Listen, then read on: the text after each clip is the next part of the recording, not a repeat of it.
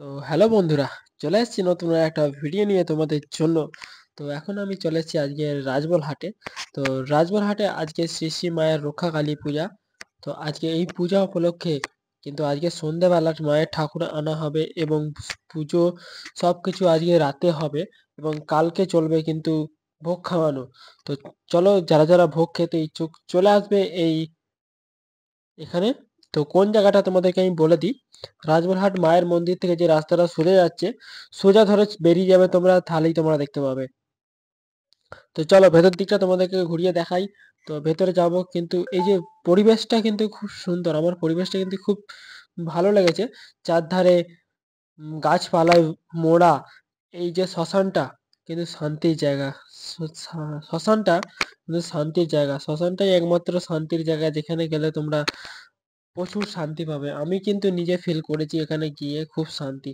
তো এখনো পর্যন্ত চলছে প্রস্তুতি, ঠাকুর সন্ধ্যেবেলা আনা হবে, তার জন্য সবকিছু চলছে প্রস্তুতিতে, যজ্ঞ হবে, সবকিছু হবে। চলো তোমাদেরকে ভেতর দিকটা ঘুরিয়ে দেখাই এবং আশেপাশে চারদিকটাকেও ঘুরিয়ে দেখাই। তো তোমরা দেখতে থাকো 07 বিবি ব্লগের ফুল ভিডিও।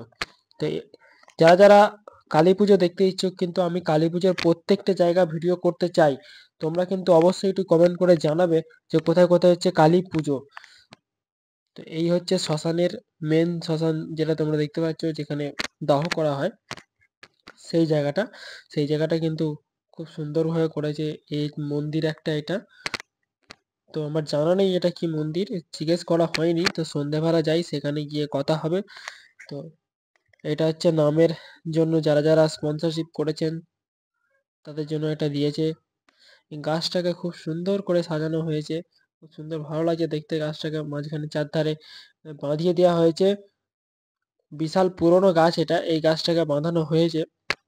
তো মন্দিরের ভেতরটা এবার প্রবেশ করব। এই যে মন্দিরের ওপরটা দেখো কতটা সুন্দর দেখতে লাগছে, কত সুন্দরভাবে বাঁধানো হয়েছে।